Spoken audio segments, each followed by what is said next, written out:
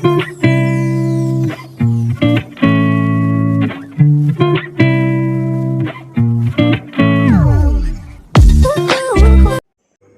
Everyone, welcome back to my channel. Guys, अगर आप मेरे चैनल पे नए हो तो प्लीज़ चैनल को सब्सक्राइब कर देना। वीडियो अच्छी लगे तो लाइक करना, कमेंट ज़रूर से कर देना। तो हम अपने fan fiction the bloody eyes का नेक्स्ट पार्ट स्टार्ट करते हैं। पिछले पार्ट में हमने देखा था कि विंग राजकुमारी मो के साथ मिलने गया था, लेकिन तभी राजकुमार मो आके विंग का रास्ता रोक लिया था और उससे बात करना चाह रहा था, जिससे विंग को बहुत ज़्यादा गुस्सा आ रहा था। अब आगे फ़ैन फिक्शन को स्टार्ट करने से पहले शायद आपको फ़ैन का नॉइज़ आ रहा होगा, इसलिए आई एम एक्सट्रीमली सॉरी। बहुत ज़्यादा गर्मी पड़ रही है और हमारा कूलर भी ख़राब हो चुका है, तो मुझे फ़ैन चलाना पड़ रहा है। एंड और एक बात, किसी ने पूछा था कि ये फ़ैन फिक्शन और कितना लंबा जाने वाला है, तो शायद मैं श्योरली बता तो नहीं सकती कि ये कितना लंबा और जाएगा, लेकिन थोड़ा लंबा शायद हो सकता है। ये फ़ैन फिक्शन थोड़ा सा लंबा है जब मैंने सोचा था, तो प्लीज़ आप लोग एंजॉय कर लीजिए। ओके, तो फैन फिक्शन को स्टार्ट करते हैं। तो हमें दिखाया जाता है राजकुमार मो विंग के सामने खड़े हुए हैं और विंग के रास्ता रोके हुए उससे बात करने की कोशिश कर रहा है। विंग राजकुमार मो की इन्हीं हरकतों की वजह से बहुत ज़्यादा गुस्सा हो गया था। तभी वो खुद को काम करता है और राजकुमार मो की तरफ देखकर स्मिक करते हुए कहता है, मुझे लगता है तुम्हारा आइडिया फेल हो चुका है, इसीलिए अब तुम मुझे रोककर कोई दूसरा प्लान बनाने की सोच रहे हो, है ना? ये सुनते ही राजकुमार मो कंफ्यूज हो जाते हैं। उन्हें समझ नहीं आता कि विंग एक्चुअली क्या कर रहा है। राजकुमार मो कंफ्यूजली विंग की तरफ देखने लगता है। तो विंग एक्समिक करते हुए कहता है, राजकुमारी मो, उनके साथ जो कुछ भी हुआ है उन सारी चीज़ों के बारे में आपको पहले से ही पता था, है ना राजकुमार मो? ये सुनते ही राजकुमार मो का फेस थोड़ा सा पेल पड़ जाता है। वो शायद बहुत ज़्यादा शॉक में थे एंड उनके फेस की फेशियल एक्सप्रेशन से ही समझ आ रहा था विंग को कि वो बहुत ज़्यादा शॉक हो चुके थे, जिसे देखकर विंग के फेस पर और भी बड़ा सा स्माइल आ जाता है। वो एक स्मिक करते हुए कहता है, आपको क्या लगा था कि किसी को पता भी नहीं चलेगा और आप जानबूझकर अपनी बहन को इस मुसीबत में डाल देंगे? आपको क्या लगता है आपकी बहन आपको माफ़ कर पाएगी जब उसे सच्चाई पता चलेगी? ये सुनते ही राजकुमार मो थोड़ा सा घबराने लगता है। वो अपने आप को कंट्रोल करते हुए और अपनी फेशियल एक्सप्रेशन को ठीक करते हुए कहते, तो तुम ये क्या कर रहे हो? मैंने कुछ नहीं किया है। और तुम्हें भी पता है मेरे बहन के साथ क्या हुआ था। उसके ऊपर किसी शैतान ने। तभी विंग राजकुमार मो के बात को काटते हुए कहते हैं, हाँ, उनके ऊपर शैतान का वार किया गया है, ना कि किसी शैतान ने उनके ऊपर वार किया है। ऐसा कहते हुए वो राजकुमार मो के बहुत करीब चला जाता है। अब राजकुमार मो विंग को देखकर घबराने लगा था, क्योंकि शायद वो जो सोच रहा था वही सही है। हाँ, विंग ने पकड़ लिया है कि राजकुमार मो ने एक्चुअल में अपने बहन के साथ क्या किया है। तभी विंग एक स्मिक करते हुए कहता है, मैं ये तो समझ पा रही हूँ कि आपने जो कुछ भी किया है वो सब मेरे तक पहुँचने के लिए, लेकिन मुझे ये समझ नहीं आ रहा है कि आपने ये सब अपनी बहन के साथ क्यों किया है? आप कोई दूसरा रास्ता भी तो ढूँढ सकते थे ना? लेकिन आपने वो नहीं किया। आपने अपनी ही क्लैन की, अपनी ही बहन को मुसीबत में डाल दिया। क्यों? क्यों किया है आपने ऐसा? राजकुमार में बहुत ज़्यादा घबराने लगा था। उसे समझ नहीं आता कि वो क्या कहे, लेकिन फिर भी वो विंग की बात को डिनाई करते हुए कहते हैं, मुझे नहीं पता, तुम क्या बोल रहे हो ये सब? राजकुमार मो को इस तरह से देखकर विंग एक स्माइल करते हुए कहता है, हाँ, आप क्या? आपको कुछ नहीं पता? अब आप इनोसेंट बनने की कोशिश कर रहे हैं? अच्छा, मैं समझ गई। ठीक है, अगर आपको कुछ नहीं पता तो ठीक है। मैं अभी राजकुमारी मो के पास जाता हूँ और उन्हें सब सच बता देता हूँ कि उनके भाई ने ही उनके ऊपर इस शैतान का हमला किया था, ताकि वो दोनों लैंड क्लैन आ सके। ऐसा कहते हुए विंग राजकुमार मो को वह अकेला छोड़कर गेट से बाहर जाने लगता है, ताकि वो राजकुमारी मो के पास जा सके। लेकिन तुरंत ही राजकुमार मो विंग के हाथ को कस के पकड़ते हुए कहता है, वी भूषण, तुम क्या कह रहे हो? तुम मेरी बहन को कुछ नहीं कहोगे। मैंने ये सब कुछ नहीं किया। तुम कुछ भी बोले जा रहे हो। ये सुनते ही विंग राजकुमार मो की तरफ गुस्से में देखने लगता है। विंग कुछ भी झूठ नहीं बोल रहा है, वो जो बोल रहा है सच बोल रहा है। राजकुमार मो ने ही ये सब किया है। विंग को समझ नहीं आ रहा है कि कोई इंसान इतना इतना डिस्परेट कैसे हो सकता है कि वो अपने बहन को ही इस मुसीबत में डाल दे। उसको क्या इतना ज़रूरत थी विंग से मिलने की कि वो उसने इस हद तक गिरने के बारे में सोच लिया। विंग तुरंत ही राजकुमार मोह के हाथ को अपने हाथ से छुड़ाते हुए कहता है, मुझे टच मत करो, तुम गंदे इंसान। तभी राजकुमार मोह गुस्से में कहता है, गंदे इंसान? तुम किसे गंदे इंसान कह रहे हो? तुम्हें भी पता है यहाँ पे गंदा इंसान कौन है? तुम मुझे धमकी दे रहे हो? क्या तुम्हें तुम्हारे सच के बारे में लन जानते हैं कि असल में तुम्हें कैसे ओमेगा हो? अच्छा, तुम मेरे बारे में बहुत कुछ जानते हो ऐसा लगता है। क्या जानते हो तुम मेरे बारे में? वो बेकार की कहानी और तुम्हारी इन बेकार बातें छोड़कर तुम क्या जानते हो मेरे बारे में? ये सुनते ही राजकुमार मोह कॉन्फिडेंसली विंग के सामने देखता है। उसके बाद विंग से 2 कदम पीछे हटकर उस बेड पर बैठ जाता है। वो बहुत ही शान से उस बेड पर बैठते हुए कहता है, क्या जानता हूँ मैं? तुम्हें शायद मुझसे थोड़ा डरना चाहिए। थोड़ा नहीं, बहुत ज़्यादा डरना चाहिए, क्योंकि मुझे तुम्हारे बारे में सब कुछ पता है कि तुम एक स्लर्ट हो, जियन क्लैन का स्लर्ट, जिन्हें जियन क्लैन ने पाल पोस के बड़ा किया था एक इंसान बनाने के लिए। लेकिन तुम इतना ज़्यादा डेस्परेट हो चुके थे कि तुमने अपनी असली रंग दिखा दिया और जियान क्लैन के राजकुमार के साथ। इससे आगे राजकुमार मोह कुछ कह पाता उससे पहले विंग अपने पावर से राजकुमार मोह को इतनी ज़ोर से धक्का मारता है कि वो पीछे की दीवार के साथ धक्का लग के नीचे गिर जाता है।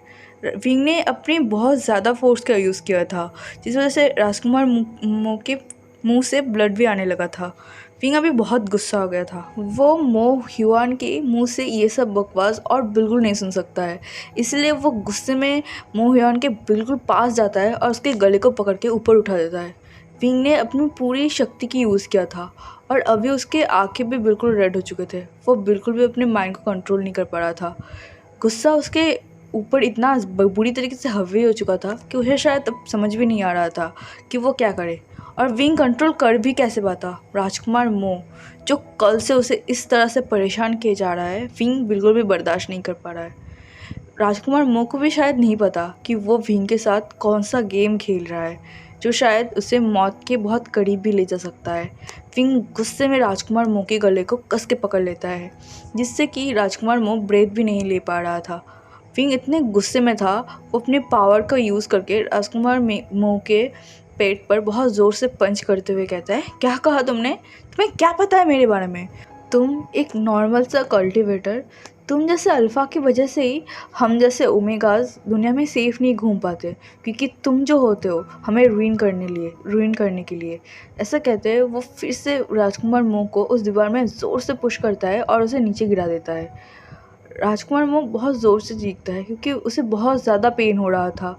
वो अब विंग से डर गया था क्योंकि उसे लग रहा था उसने शायद थोड़ा ज़्यादा ही कर दिया है, इसलिए विंग इतना ज़्यादा गुस्से में आ चुका है और अब शायद विंग अपने होश में भी नहीं है कि वो विंग को रोकने के लिए बोल सके। विंग अपनी चेंचिंग को कसकर पकड़ लेता है और उसे बाहर निकलने ही वाला था कि वो रुक जाता है और कुछ सोचने लगता है। विंग अचानक से रुक गया था और उसने अपने आँखों को बंद कर लिया था, जिसे देखकर राजकुमार मोह के फेस पर स्माइल आ जाता है।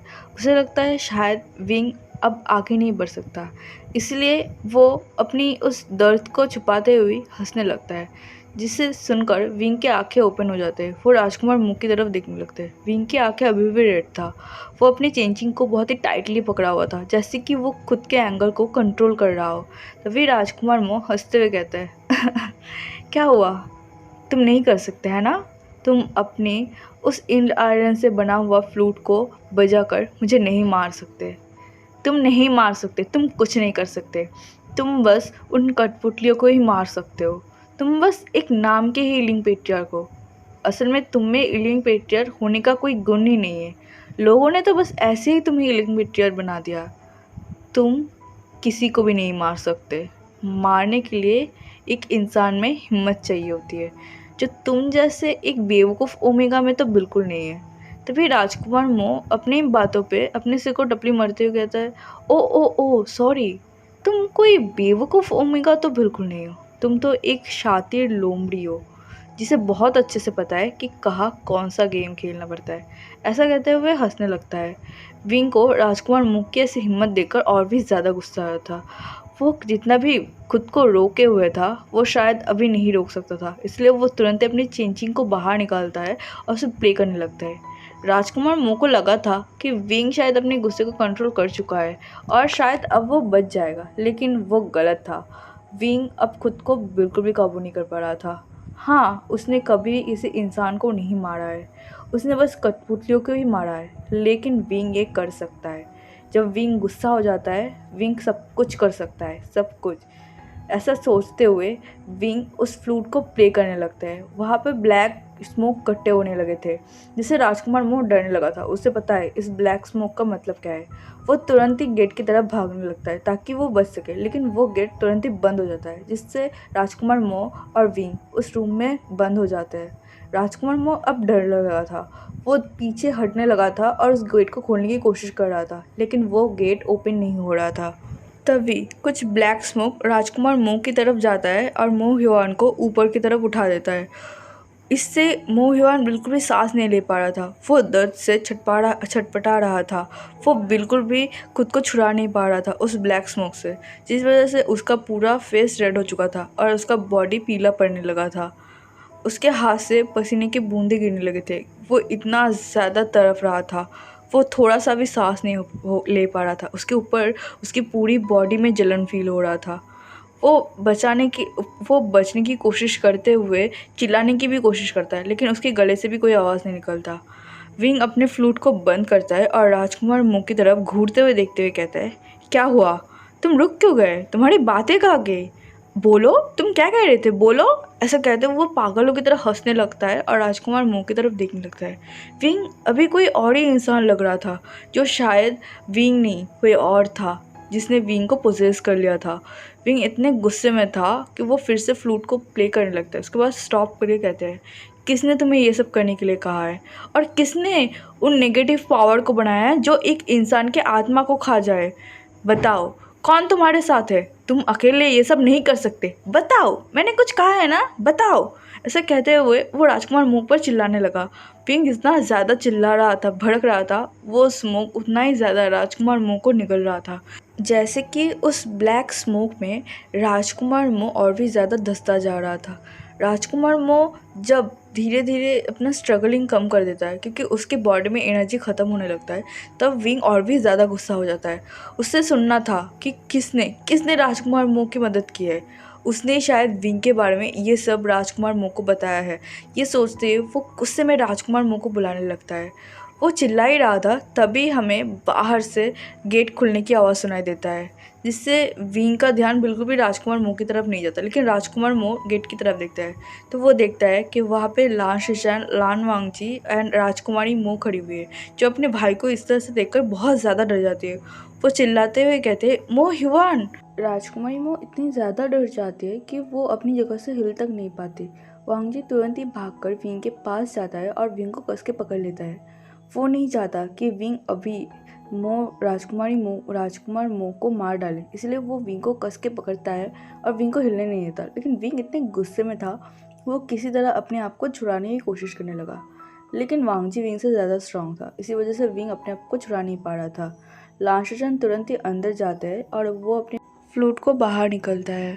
लांशचन के फ्लूट और लांशचन के पास वाइट एनर्जी था। वो किसी भी तरीके के नेगेटिव एनर्जी को सील कर सकता है, इसीलिए वो अपने फ्लूट को प्ले करने लगता है और वहाँ से जो ब्लैक स्मोक इकट्ठे हुए थे, जो नेगेटिव पावर था, वो वहाँ से सील कर देना चाहते थे। वो अपने फ्लूट को बजाना स्टार्ट करते हैं। तब धीरे धीरे राजकुमार मो उस ब्लैक स्मोक से आज़ाद होने लगते हैं और सांस ले पाते हैं।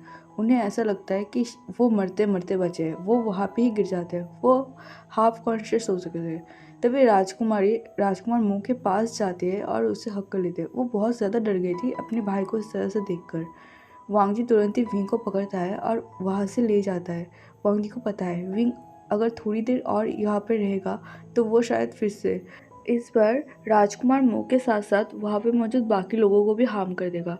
वांगजी समझ पा रहा था कि विंग बहुत ज़्यादा गुस्से में है और शायद विंग अब अपने होश में भी नहीं है, इसीलिए वो अपने आपा खो चुका है। वांग जी विंग को खींच से वहाँ से ले आता है। विंग बहुत ज़्यादा स्ट्रगल करता है वांग से हटने के लिए, लेकिन वांग जी विंग को छोड़ ही नहीं रहा था, जो विंग को और भी ज़्यादा गुस्सा हो रहा था। वांग जी विंग को अपने कंधे में उठा लेता है क्योंकि विंग बहुत ज़्यादा स्ट्रगल करने लगा था। इससे विंग वांग जी के बैक पर और उसके फ्रंट बॉडी पर मारने लगता है, लेकिन वांग जी को कोई फ़र्क नहीं पड़ रहा था। वो ज़बरदस्ती विंग को अपने रूम में ले आता है और बेड पे फेंक देता है। वांग जी भी विंग को कंट्रोल करने की कोशिश कर रहा था, लेकिन विंग इतना ज़्यादा गुस्से में था कि वो सिर से बेड से उठते हुए वहाँ पे जाने की कोशिश करता है, लेकिन वांग जी तुरंत ही विंग के हाथ को पकड़ता है, वही बेड पर पिन कर देता है। जो देखकर विंग गुस्से में वांग जी की तरफ देखते हुए कहता है, मुझे छोड़ो, देखो ये तुम्हारा मैटर नहीं है, ये मेरा मैटर है और मुझे बिल्कुल पसंद नहीं कोई मेरे रास्ते पर अपना टांग अड़ाए। मुझे उस इंसान को मारना है, मुझे छोड़ो। ऐसा कहते हुए वो चिल्लाने लगा और वांग जी को अपने से दूर पुश करने लगा, लेकिन वांग जी फिर भी विंग को बहुत ही कस के पकड़ा हुआ था। फिर भी विंग बहुत ही ज़ोर से वांग जी को पुश करता है क्योंकि विंग अभी इतना गुस्से में था, वो किसी की बात सुनने की हालत में नहीं था। विंग फिर से अपने सुइवेन को अपने हाथ में लेता है, वहाँ से जाने की कोशिश करता है, लेकिन फिर से वांग जी विंग के सामने आ जाता है और विंग को पीछे पुश करता है, लेकिन वो विंग को ज़्यादा ज़ोर से पुश नहीं करता ताकि विंग को चोट लगे। विंग इतना गुस्से में था, वो फिर से अपने सुइवेन को अपने हाथ में लेता है और उसे बाहर निकाल लेता है, जैसे कि अगर वांग जी फिर से उसे रोकने की कोशिश करेगा तो वो इससे वांग जी के ऊपर वार कर देगा। वांग जी भी अपने बिचन को अपने हाथ में ले लेता है, जो देखकर विंग को और भी ज़्यादा गुस्सा आ रहा था। वो अपने दांत को पीसते हुए कहते हैं, लान वांग जी, अब तुम उस राजकुमार मो की वजह से मेरे साथ फाइट करोगे? अच्छा ठीक है, अगर तुम यही चाहते हो तो यही होगा। ऐसा कहते हुए वो सुइवियन लेकर वांग जी की तरफ बढ़ता है और उसके साथ फाइट करने लगता है। वांग जी विंग के साथ फाइट नहीं कर रहा था, वो बस विंग के अटैक को ब्लॉक कर रहा था और खुद को प्रोटेक्ट कर रहा था ताकि वो विंग को रोक सके। लेकिन विंग अभी बहुत ज़्यादा जोश में था, इसलिए वो अपने फुल फोर्स के साथ वांग जी के साथ फाइट कर रहा था। वांग जी तो बस खुद को प्रोटेक्ट कर रहा था, लेकिन विंग इतना ज़्यादा एग्रेसिव हो चुका था, वो अपना होश खो देता है और वांग जी के बाजू पर एक गहरा सा कट लगा देता है, जो लगाने के बाद विंग को भी रियलाइज़ नहीं होता कि उसने क्या कर दिया है। जब वो वांग जी के बाजू पर खून बहते हुए देखता है और वांग जी को अपने हाथ को कस के पकड़े हुए देखता है, तब उसे महसूस होता है कि उसने एक्चुअल में क्या कर दिया है। उसके हाथ से सुइवियन छूट जाता है और वो बहुत ही शॉकिंगली वांग जी को देखने लगता है। अब उसकी आंखें रेड नहीं था, उसके आंखों के रेडनेस धीरे धीरे गायब होने लगा था और उसके आंखों में आंसू भरने लगे थे। विंग इतना ज़्यादा एग्रेसिव हो चुका था कि उसने बहुत ही ज़ोर से वांग जी के बाजू पे कट लगाया था, जो कट काफ़ी डीप था और जिससे बहुत ही ज़्यादा खून बह रहा था। वांग जी को भी लगा नहीं था कि विंग इतना ज़्यादा एग्रेसिव हो जाएगा कि वो विंग का इस हमले को भी ब्लॉक नहीं कर पाएगा। एक्चुअली में वांग जी ध्यान रख रहा था कि विंग खुद को चोट ना पहुंचा डाले, इसलिए वो शायद ध्यान नहीं दे पाया और इस वजह से उसके हाथ में कट लग गया। विंग तुरंत ही वांग जी के पास जाता है और अपने कांपते हुए हाथों से वांग जी के हाथ को टच करने लगता है। विंग इतना ज़्यादा घबरा गया था, वो तुरंत ही कहता है, मुझे माफ़ कर दो, मैं तुम्हें चोट पहुंचाना नहीं चाहती थी, पता नहीं ऐसा कैसे हो गया। ऐसा कहते हुए वो हकलाने लगता है। वो इतना ज़्यादा डर गया था, वो धीरे से वांग जी के बाजू को पकड़ता है, लेकिन उसे डर लग रहा था कि वो और भी वांग जी को चोट ना पहुंचाता है, इसीलिए वो तुरंत ही वांग जी को बेड पर बिठाते हुए कहता है, तुम यहीं रुको, मैं फिजिशियन को बुला के लाता हूँ। ऐसा कहते हुए विंग जाने ही वाला था कि वांग जी विंग के हाथ को पकड़ता है और उसे अपने सामने खड़ा करता है। विंग अभी भी घबरा रहा था, वो कहता है, तुम मेरे हाथ को छोड़ो, मैं जल्दी से फिजिशियन को बुला के लाता हूँ, यहाँ से बहुत ज़्यादा ब्लड निकल रहा है। तभी वांग जी विंग को शांत करते हुए कहता है, विंग मैं ठीक हूँ, तुम इतना घबरा क्यों रहे हो? तो विंग अपने आंखों के आंसू को कंट्रोल ना करते हुए कहता है, नहीं तुम ठीक नहीं हो, मैंने तुम्हें बुरी तरीके से चोट पहुंचा दिया है, इतना ज़्यादा खून बह रहा है, मुझे मुझे माफ़ कर दो। ऐसा कहते हुए वो वांग जी के हाथ की तरफ ही देख रहा था। विंग इतना ज़्यादा घबरा गया था कि उसके आंखों से आंसू निकलने लगे थे। वांग जी को इस हालत में देखकर विंग का सारा गुस्सा वैनिश हो चुका था, जो देखकर वांग जी के फेस पर एक जेन्युइन सा स्माइल आ जाता है। वो विंग को रोकते हुए कहता है, विंग मैं ठीक हूँ, तुम इतना फिक्र क्यों कर रहे हो? लेकिन विंग अपने सिर को ना में हिलाते हुए कहता है, मुझे माफ़ कर दो, मैं तुम्हें हर्ट नहीं करना चाहता था, मुझे नहीं पता कैसे ये हो गया। तो वे वांग जी अपनी जगह से खड़ा होता है और विंग को हक कर लेता है क्योंकि विंग बहुत बुरी तरीके से रोने लगा था। विंग वांगजी से थोड़ा सा शॉर्ट था हाइट में, जिस वजह से विंग का फेस वांगजी की गर्दन तक आ रहा था। वांगजी अपने एक हाथ से विंग के बालों पर सॉफ्टली फिराते हुए कहता है, मैं ठीक हूँ विंग, इतना पैनिक मत करो, मैं ठीक हूँ। ऐसा कहते हुए वो विंग को शांत करवाने लगता है। वांगजी को पेन तो हो रहा था, लेकिन विंग को अभी उसके लिए इतना वरी फील करते हुए देखकर वांगजी को बहुत अच्छा फील लग रहा था। उसे ये पेन भी बहुत अच्छा लग रहा था। तभी विंग वांगजी को इस तरह से शांत देखकर और उसे कंफर्ट फील करवाते हुए देखकर और भी ज़्यादा रोने लगता है। उसे रिग्रेट हो रहा था अपनी इन सारी हरकतों की वजह से, इसलिए वो बार बार वांगजी से सॉरी कहने लगते हैं। तभी वांगजी सॉफ्टली विंग के हेड पर किस करते हुए कहता है, ठीक है, रोना बंद करो। अच्छा चलो हम दोनों फिजिशियन के पास चलते हैं, नहीं तो अभी मेरा सारा ब्लड निकल जाएगा। ये सुनते ही विंग अपने आंसुओं को पोंछता है और वांगजी को लेकर फिजिशियन के पास चला जाता है। वो फिजिशियन काफ़ी प्रोफेशनल होने की वजह से वो जल्दी ही वांगजी के वुंड को बहुत ही जेंटली ट्रीट कर देते हैं। विंग पूरा टाइम वांगजी के पास खड़ा हुआ था और वो ये मेक श्योर कर रहा था कि वांगजी को बिल्कुल भी दर्द ना हो। उसे ऐसा लग रहा था कि उसकी वजह से आज वांगजी की यह हालत है और वो बहुत ज़्यादा गिल्टी फील कर रहा था इन सारी चीज़ों के बारे में सोचकर। अब हमें थोड़ी देर बाद लान क्लैन में एक रूम में सारे लोगों को बैठे हुए दिखते हैं। वहाँ पे लांचरैन, शिचैन एंड राजकुमारी मो भी बैठी हुई थी। थोड़ी देर बाद ही वांगजी एंड विंग वो दोनों भी वहाँ पहुँच जाते हैं। वो दोनों पहुँचते ही सबको ग्रीट करते हैं। वांगजी के हाथ को फिजिशियन ने बहुत अच्छे से ट्रीट किया था, इसी वजह से किसी को कुछ समझ तो नहीं आ रहा था, लेकिन फिजिशियन ने ऑलरेडी लानकुरान को बता दिया था कि वांगजी के हाथ पर चोट लगी है। लानकुरान वांगजी की तरफ सीरियसली देखते हुए कहते हैं, वांगजी तुम्हारे हाथ ठीक है? ये सुनते लानवांगजी अपने सिर को नोट करते हुए कहता है, हाँ अंकल। तभी लानकुरान कहता है कि तुम्हारे हाथ में चोट कैसे लग गई?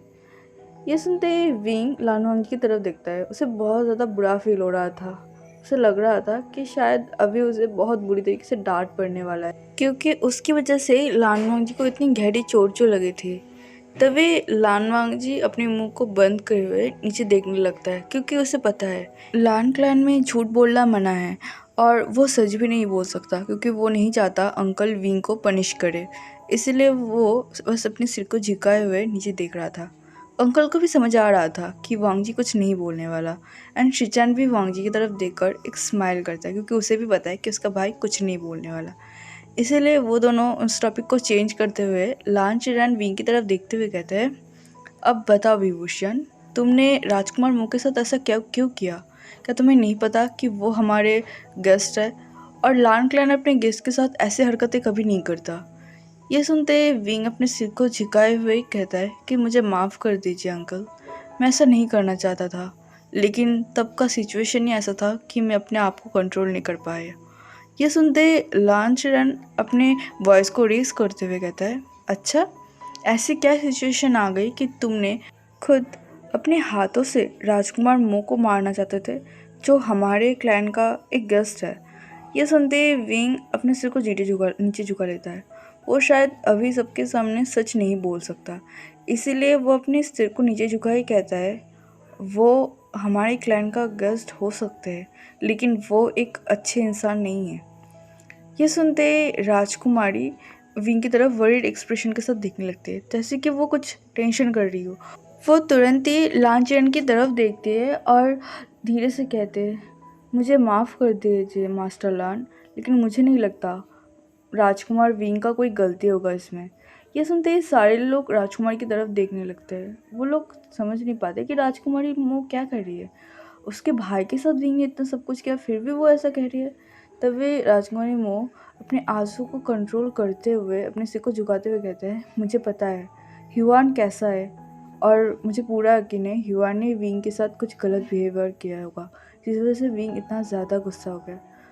ह्यूआन की तरफ से मैं माफ़ी मांगता हूँ राजकुमार विंग। ये सुनते विंग, जो बहुत ज़्यादा कंफ्यूज था राजकुमार मो के इस बिहेवियर से, राजकुमारी मो को क्या सब कुछ पता है कि राजकुमार मो कैसा इंसान है और वो विंग के साथ कैसा बिहेव कर सकता है? तभी विंग थोड़ा सा कंफ्यूज होते हुए कहता है, आपको तो पता भी नहीं है कि राजकुमार मो मेरे साथ क्या कर रहे थे, तो फिर आप क्यों ऐसे बोल रहे हैं? तभी राजकुमारी अपने आंसू को कंट्रोल करते हुए कहते हैं कि मैं अपने भाई को बहुत अच्छे से जानता हूँ, वो कैसा पर्सन है, और वो यहाँ पे सिर्फ आपके लिए आना चाहता था। मैं जब यहाँ आ रही थी अपने आप को ट्रीट करने के लिए, तब मेरे साथ मेरी मदर आने वाली थी, लेकिन मेरे ब्रदर ने बहुत ज़िद किया था। बचपन से ही हुआन को लैंडलाइन बिल्कुल पसंद नहीं था। जब भी लैंडलाइन की बात उठता था, वो बहुत ज़्यादा मुंह बनाता था और हमेशा इसके बारे में बुरा भला कहता था कि लैंडलाइन काफ़ी बोरिंग है, यहाँ कोई इंसान कैसे रह सकता है। लेकिन जब वो लैंडलाइन में आने के लिए इतना ज़्यादा ज़िद करने लगा था, मुझे शक हुआ था। इसलिए यहाँ आने से पहले मैंने उससे बात किया था, एंड तब मैं समझी कि वो सिर्फ आपके लिए यहाँ आना चाहता है। ऐसे कहते हुए वो इनकी तरफ देखते हुए कहता है, मैं ये कहना तो नहीं चाहती, लेकिन मुझे पता है मेरा भाई कैसा है। वो ओमेगास के साथ ठीक से बिहेव नहीं करता, और जिस वजह से मेरे मदर फादर और मैं हमेशा उससे डिसअपॉइंटमेंट रहते हैं। मुझे नहीं पता वो क्यों ऐसा करता है, लेकिन वो उसका नेचर ही ऐसा है। इसीलिए मुझे नहीं लगता कि राजकुमार वी ने जानबूझकर कुछ किया होगा। मेरे भाई ने ही ऐसा कुछ किया होगा जिसकी वजह से वो इतना ज़्यादा गुस्सा हो गए। ऐसा कहते हुए वो अपने आंसू को कंट्रोल करते हुए सबसे माफ़ी मांगने लगा था। राजकुमारी मुँह की कन्फेशन सुनकर सारे लोग शॉक हो गए थे। वो लोग अपने मन में ही सोचते कि क्या राजकुमार मुँह इतना ज़्यादा बुरा है कि उसकी खुद की बहन ही उसके बारे में ये सब बोल रहा है। वांगजी को थोड़ा वरीड फील होने लगता है। उसका गुस्सा भी आ रहा था। वो सोचता है पता नहीं राजकुमार मुँह विंग के साथ कैसा बिहेव कर रहा था जिस वजह से विंग इतना ज़्यादा गुस्सा आ रहा था। अब वांगजी को रिग्रेट हो रहा था कि शायद उसे विंग को तब रोकना नहीं चाहिए था। राजकुमार मुँह के जैसे इंसान को तो मर जाना ही चाहिए। ऐसा सोचते हुए वो अपनी मुट्ठी को कस लेता है। वो सोचता है कि राजकुमार मुँह के ठीक होने पर ही वो खुद राजकुमार मुँह को पनिश करेगा। तभी लांचन अपनी दाढ़ी को सहलाते हुए कहता है, मैं समझ सकता हूँ आपकी बातें राजकुमारी, लेकिन फिर भी विंग को इतना ज़्यादा हार्श नहीं होना चाहिए था। अगर वो इंसान उसके साथ कुछ बुरा कर रहा हो तो उसे पहले वांगजी को और हमें बताना चाहिए था। लान क्लैन उसे खुद पनिश करता, लेकिन उसे खुद से उसकी ये हालत नहीं करना चाहिए था। तभी विंग अपने आप को डिफेंड करते हुए कहता है कि मैंने जो किया था वो बस राजकुमार मुँह के मुँह से सच निकालने के लिए किया था। ये सुनते ही सारे लोग विंग की तरफ देखने लगते हैं। उन्हें समझ नहीं आता कि विंग कौन सी सच की बात कर रहा है। तभी विंग बोलना स्टार्ट करता है, राजकुमारी क्या आप हमें बता सकते हैं कि आपके ऊपर ये नेगेटिव पावर का हमला कैसे हुआ था। ये सुनते ही राजकुमारी अपने गले को साफ करते हुए कहता है कि मुझे खुद भी नहीं पता। करीब 1 हफ्ते पहले मेरा जन्मदिन था। उस दिन क्लैन में कुछ दावत का आयोजन किया गया था जहाँ पे थोड़े बहुत लोगों को ही बुलाया गया था। मैं अभी 22 साल की हो चुकी हूँ। इसी वजह से मैंने ही अपने बाबा को मना किया था कि ज़्यादा बड़ा करके दावत नहीं मनाया जाए। उस टाइम पे सारे लोग आए थे, वहाँ पे बातें हो रहे थे, खाना पीना हो रहा था, मेरे सारे दोस्त आए थे, सारे लोग मुझे गिफ्ट भी दे रहे थे, सब कुछ नॉर्मल चल रहा था। फिर दावत ख़त्म हो गई एंड मैं अपने रूम में चली गई। जब मैं सो रही थी तो अचानक से मुझे अपने दिमाग में बहुत तेज़ आवाज़ सुनाई देने लगी। मैं बहुत ज़्यादा घबराई गई थी। मैं जब बेड से उठती हूँ तो मुझे ऐसा लग रहा था कि कोई मेरे आसपास है और मेरे साथ बात करने की कोशिश कर रहा है। मैं पागलों की तरह भागने लगी थी, और उसके बाद मैंने क्या क्या किया था मुझे कुछ याद नहीं। नेक्स्ट दिन जब मेरी आंखें खुली तो मेरी मदर बहुत बुरी तरीके से रो रही थी, और तब मुझे पता चला था कि मेरे साथ क्या क्या हुआ है।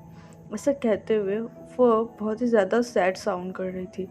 उसे वो सारे दिन याद आ रहे थे कि वो कैसे वो पल बिता रहा था, कितना तकलीफ़ हो रहा था उसे। ये सब सुनकर विंग राजकुमारी मुँह के पास जाती है और उसे दिलासा देते हुए कहते हैं, प्लीज़ आप अपसेट मत होइए। फिर विंग राजकुमारी की तरफ देखते हुए कहते हैं, आपके बर्थडे के दिन क्या राजकुमार मोह ने आपको कुछ दिया था। ये सुनते ही राजकुमारी विंग की तरफ देखने लगती है कन्फ्यूजिंगली। तभी वो कहता है, हाँ लेकिन आप ये ऐसे क्यों पूछ रहे हैं। तभी विंग कहता है, क्या मुझे आप दिखा सकते हैं कि राजकुमार मोह ने आपको क्या दिया था। ये सुनते ही राजकुमारी कहती है कि वो तो मेरे कमरे में है, उसने मुझे एक कंगन गिफ्ट किया था जो बहुत ही ज़्यादा प्रिटी था। मुझे वो बहुत ज़्यादा पसंद आया था, इसलिए मैं पूरा दिन उस कंगन को पहनी हुई थी। ये सुनते ही विंग कहता है, क्या आप प्लीज़ मुझे वो दे सकते हैं, क्या मैं उसे देख सकता हूँ। ये सुनते ही राजकुमारी कन्फ्यूजिंगली अपने सिर को नोट करता है और अपने रूम में जाकर उस कंगन को ले आती है।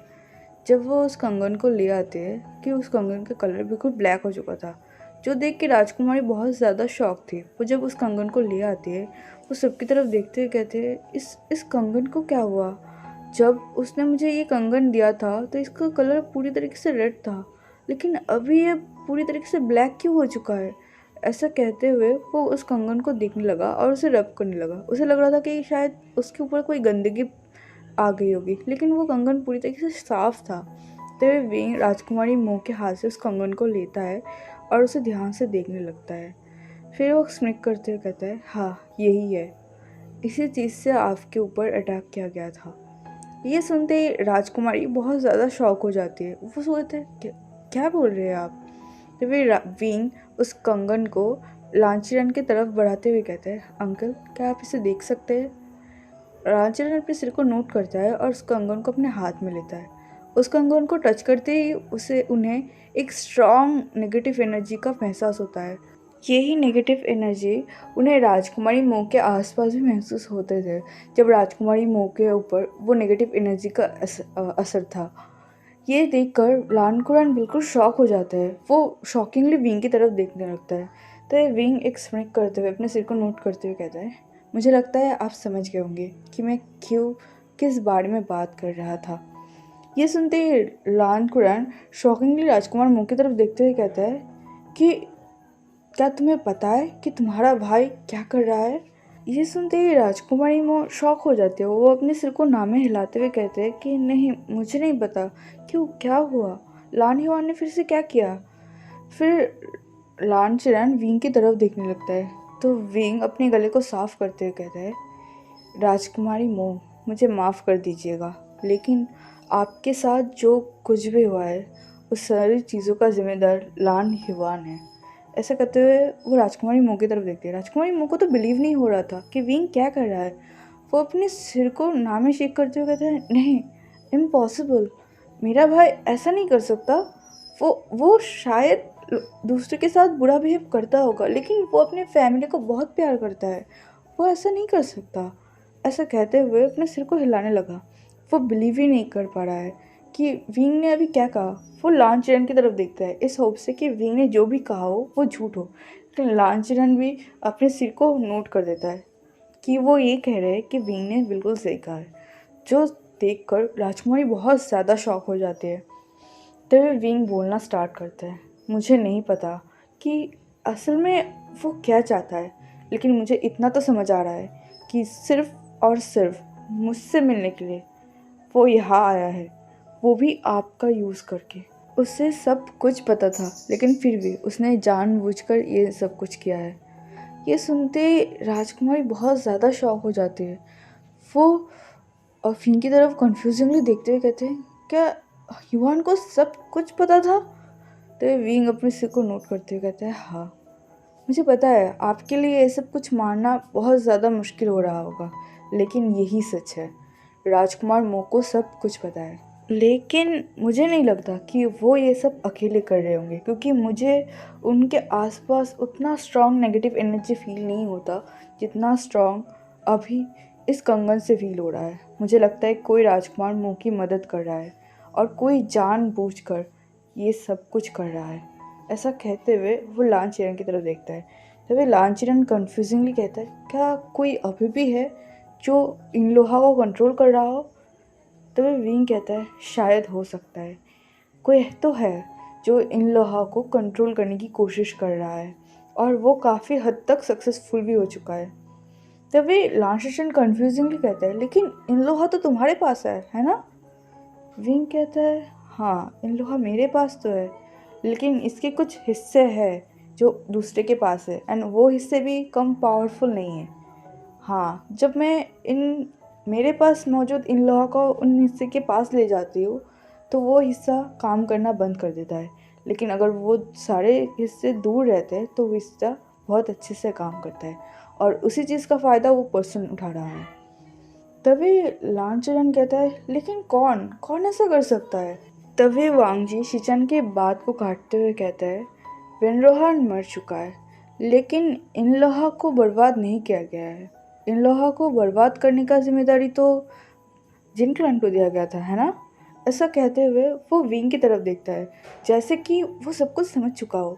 तभी विंग भी वांग जी की तरफ देखते हुए स्माइल करता है, जैसे कि वो ये बता रहा है कि उसने बिल्कुल सही गेस किया है। चिन क्लैन है इन सारी चीज़ों के पीछे। राजकुमारी मो बहुत ज़्यादा शॉक थी। उसे यकीन नहीं हो रहा है कि उसका भाई इन सारी चीज़ों में घुसा कैसे, और उसका भाई ये सब कुछ क्यों कर रहा है। लालचीरन को भी समझ आ रहा था कि असल में ये सब कुछ क्या हो रहा है। तो है एवरीवन, मैं अपने पार्ट को ही रोकती हूँ। मैंने कल वीडियो अपलोड नहीं कर पाई थी कुछ प्रॉब्लम्स की वजह से, तो इसी वजह से मैंने इस पार्ट को थोड़ा सा लॉन्ग बनाया है। होप सो कि आपको ये फैन फिक्शन अच्छा लगा हो। अच्छा लगा हो तो प्लीज़ लाइक करना, कमेंट करके तुम्हें ज़रूर बताना कि आपको ये फैन फिक्शन कैसा लग रहा है। मिलता है नेक्स्ट पार्ट में, तब तक के लिए बाय बाय।